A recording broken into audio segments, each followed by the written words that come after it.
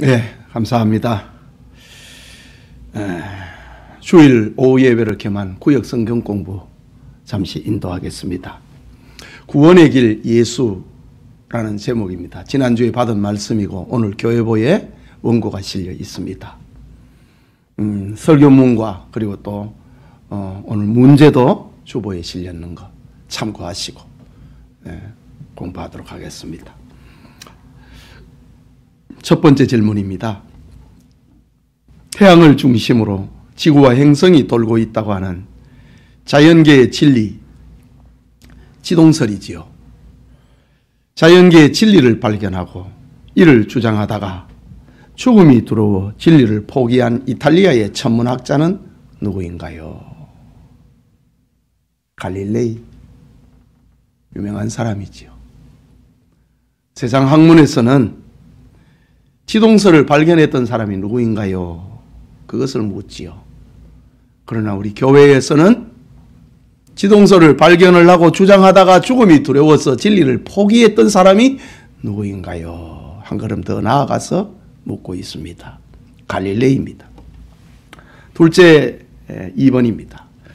유대인 기독 신자들 중에서 동족들의 박해가 계속이 되자 예수 믿음을 포기하고 유대교로 되돌아가는 성도들을 권면하기 위해 기록된 성경은 무엇인가요? 갈릴레이가 죽음이 두려워서 진리를 포기했던 것처럼 유대인 기독 신자들 중에서 동족들의 박해가 계속이 되자 그것을 견디지 못하고 예수 믿음을 버리고 유대교로 되돌아가 버리는 사람들, 이들을 권면하기 위해서 기록한 성경이 무엇인가요? 라는 질문입니다. 바로 히브리서 성경의 주제입니다. 세 번째 질문입니다. 구약시대에 하나님이 세우신 3대 직분은 선지자, 왕, 제사장입니다. 이들 중 제사장의 역할은 무엇인가요? 설교문에서 답을 찾아보라 라는 질문입니다. 제사장은 백성들을 대신하여 속죄와 예배 사역을 감당했습니다. 네 번째 질문입니다. 제사장의 활동 중 짐승 제사의 3대 특징은 무엇인가요? 제사장의 사역이 속죄 사역과 예배 사역을 하는 건데 그 속죄 사역 가운데 짐승 제사의 3가지 특징이 무엇인가? 라는 질문, 설교문에서 답을 찾아보세요 라는 네 번째 질문입니다. 짐승대사의 3대 특징 가운데 첫째는 그것은 실체의 그림자다. 실체가 아니고 그림자다. 그냥 그림자가 아니고 실체의 그림자다. 둘째는 짐승제사는 죄를 없애지 못하고 죄를 덮는 역할만 한다. 짐승제사는 죄를 못 없애요. 그걸 덮기만 합니다. 그래서 제사는 계속해서 반복돼야 되는 겁니다. 없애버리면은 짐승제사가 반복될 필요 없는데 없애지를 못하고 덮기만 하니까 그러니까 제사는 반복돼야 됩니다. 짐승제사의 세 번째 특징은 효력은 1년이다. 짐승제사의 효력은 1년입니다. 그래서 해마다 절기가 반복이 되고 해마다 속죄제가 반복이 되는 겁니다. 효력이 1년이기 때문입니다. 이것이 짐승제사의 특징입니다. 그 다음에 다섯 번째, 예수님의 제사장 사역은 무엇인가요? 히브리서 10장 11절과 12절에 나오고 그리고 설교문에 나옵니다.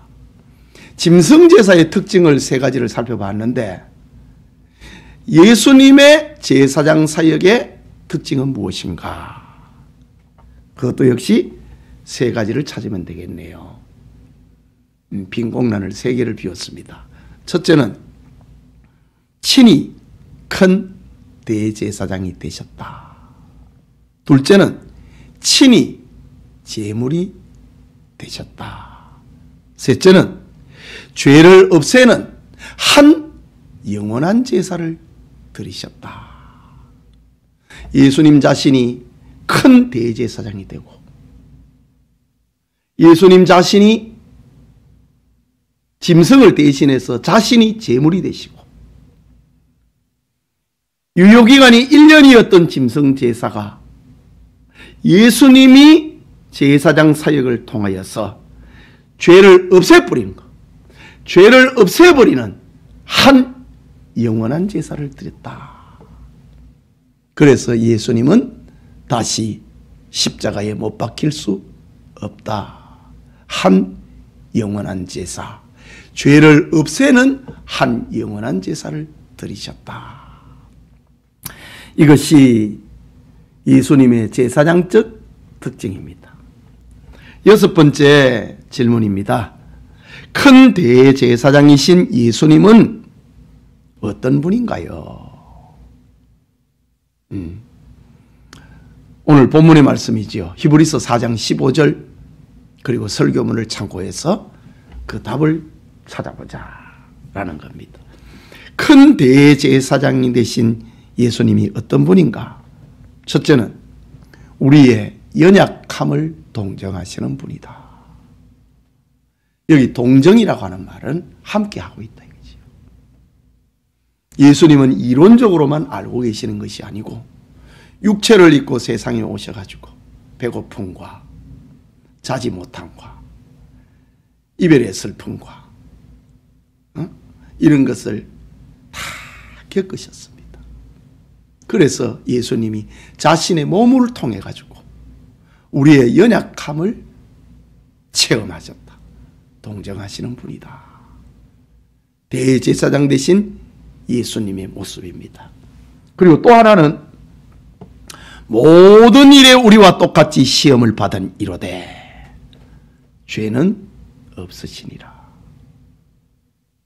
예수님이 죄가 있으면 우리의 중보자가 될 수 없지요. 자기 죄의 문제를 해결해야 되니까. 죄가 없으시니까 우리 죄를 해결하신다 이거죠. 모든 일에 우리와 똑같이 시험을 받으셨다 이거죠. 그러나 예수님은 시험에 들지 않으셨고 죄가 없으셨다.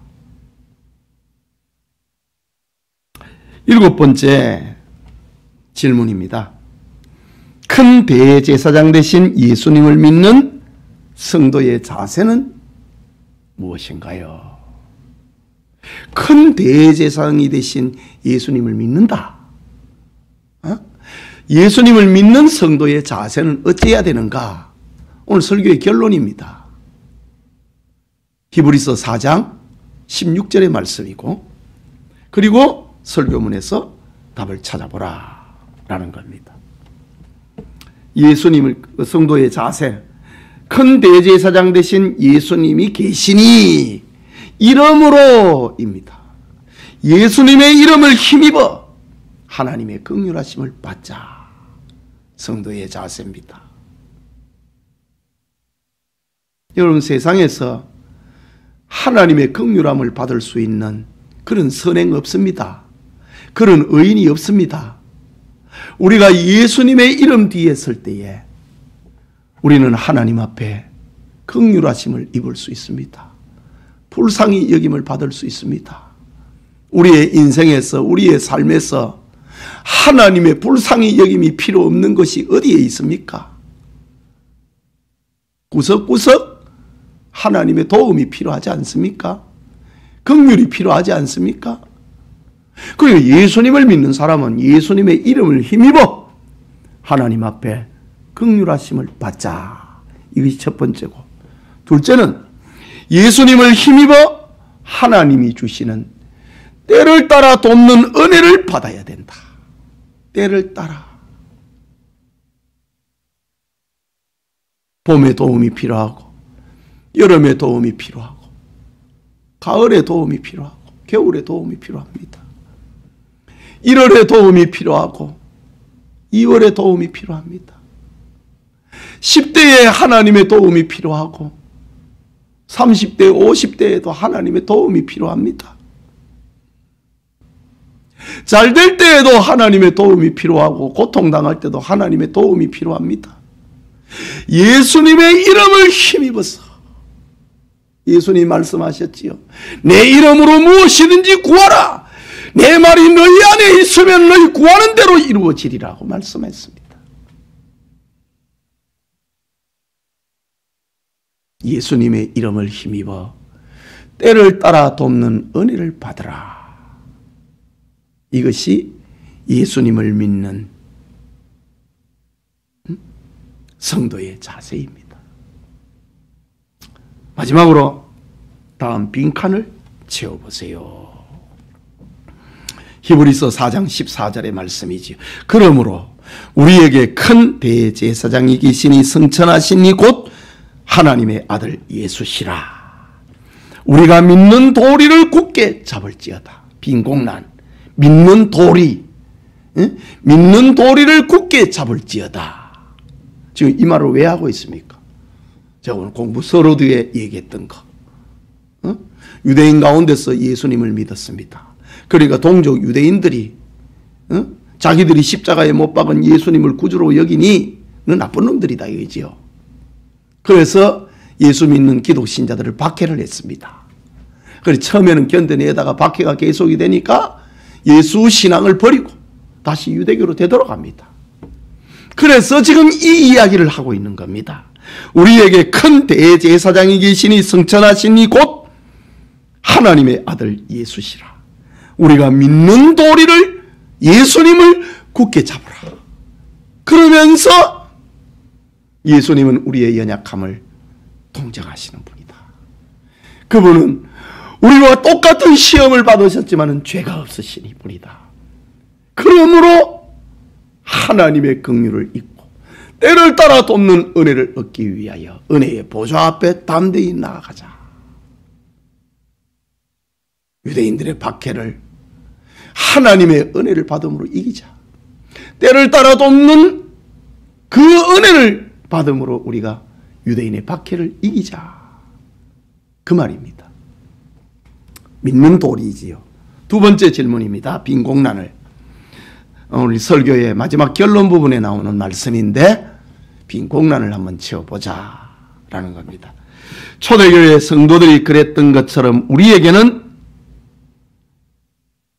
큰 대제사장이신 예수님이 계십니다. 초대교회 성도들뿐만 아니라 우리에게도 큰 대제사장 되신 예수님이 계시다.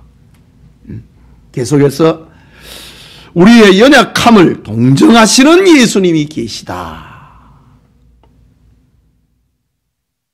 이 진리는 우리로 은혜의 보좌로 인도하시는 예수님이 계시다. 이 진리는 태양을 중심으로 지구와 별들이 움직인다는 자연계의 진리와 비교할 수 없는 중요하고 가치 있는 구원의 진리이다. 구원의 진리이다.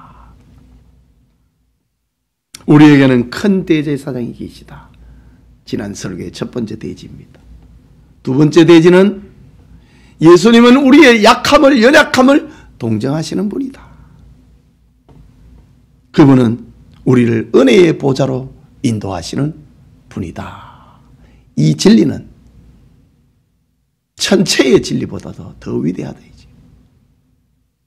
온 천하를 얻고도 네 목숨을 잃으면 무슨 소용이 있겠느냐?